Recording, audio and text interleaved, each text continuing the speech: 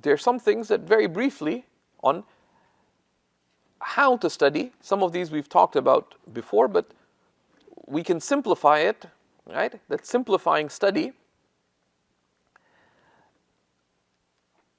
some of the Indian ulama say that if you can do three things unfailingly, you will not fail to gain at least sound, deep understanding of any subject, which is always prepare for your class. The least of preparation is to read ahead.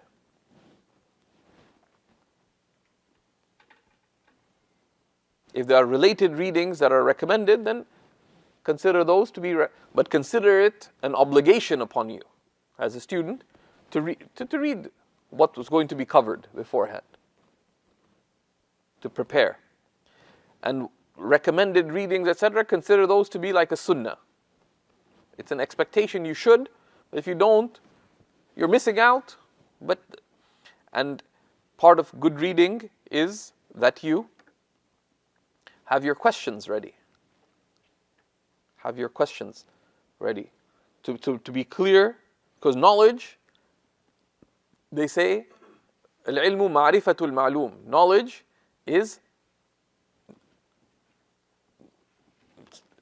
to put it in very simple terms, knowledge is knowing the knowable, or knowing the known, right? But al-ma'loom is ma yumkinu al-ilmu bihi, right? Knowledge is to know what is knowable. So part of preparation is that the things that seem clear, you're clear about what is clear, and you know what is unclear. So what's unclear, you seek to make it clear, if you can, or at least you come with questions. But you make it clear, but the good question makes it clear as to what is unclear. Right? So that's sound preparation. And to the degree, and part of good, of mentorship is that you should consult about how you prepare. How you prepare. Right? Whether you're seeking basic understanding or deep understanding, or you're seeking to master something, because there's levels of preparation. But always come prepared. Second is you participate. One should learn actively, so you have your questions ready. Participation is dependent on preparation. A dead student is no more useful in a lesson than a dead piece of wood. Okay? Except they say that the dead piece of wood, you can burn it and it'll give you good smell, but a dead student you can't burn, so there's not even indirect benefit from them, right?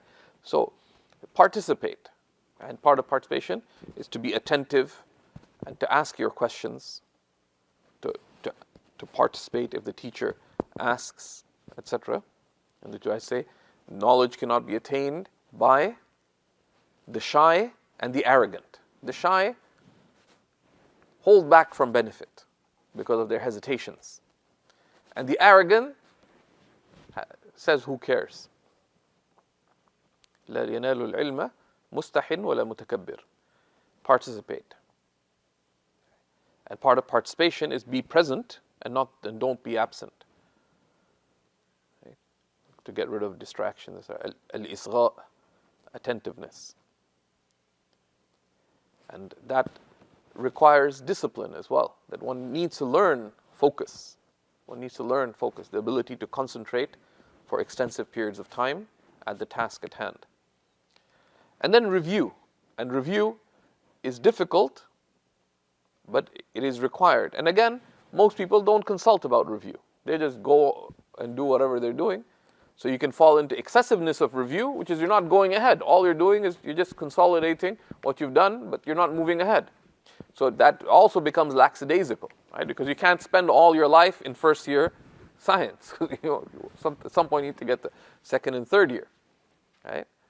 So, but review is important. You can't be excessive about it, but you can't also be lax, such that you don't retain what you learned.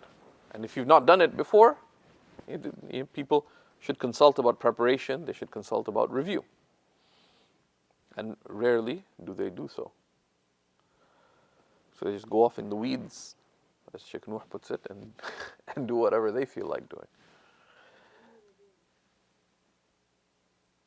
How do you review? The purpose of review is that you retain what you've covered. Because they say, Al-ilmu ma baqi la ma ukhidh. Knowledge is what remains, not what was taken. And knowledge is what is retained, not what was taken. So, review entails, like with the essentials, we talked about those key areas, that those are found, right? That one knows what are the key issues, the core concepts, one understands, if there's a text being covered, one knows the text. The sign of knowing the text is that, they say there's 3 signs of sound review. One is, if you're asked about the subject, you could describe it. If you've covered, let's say, the fiqh of worship, say, oh, so what does this cover? So you could give a clear overview. This is covered. This. You omit, and there's the removal of filth. Kind of important in purification and prayer, right? So you have you can see the whole picture, right? This is what's covered. Each of the subjects, without looking at the text, you could explain the main things. So removal of filth, well, there's 2 types of filth, and there's this. So you could sort of go through, the core concepts, the key issues, without having to review, right? Part of review is to ask yourself questions. So what are the types of filth? Right? What are the types of filth? What are the different ways of removing filth? Sorry to use filth as an example, things that are disliked and invalidate the prayer.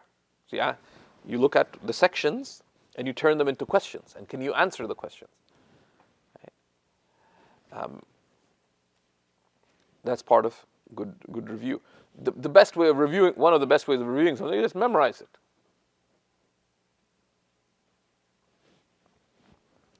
Right? But with understanding. Okay? And for this, there's 4 key skills that you need. Right? You have to know how to take good notes, which it's shockingly lacking amongst most people. Even they've completed university. Like, what were you doing at university? You have to know how to ask good questions. You need to memorize. That's just the nature of anything worth studying is worth retaining. And the ideal of retaining is you memorize it. There's no point in saying, I studied about holding one's tongue. So what is backbiting? Well, backbiting is backbiting. No, you need to know. So you need to memorize definitions, and ideally, that's what the primers, the mutun, are for, right?